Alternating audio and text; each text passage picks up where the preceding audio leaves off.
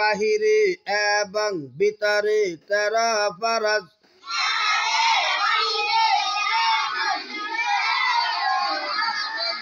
নামাজের বাহিরে 7 ফরজ। শরীর পাক কাপড় পাক নামাজের জায়গা পাক সতর ঢাকা কাবলামুখী হওয়া ওয়াক্ত মতে নামাজ পড়া নামাজের নিয়ত করা নামাজের ভিতরে 6 ফরজ। তাকবীর তাহরিমা বলা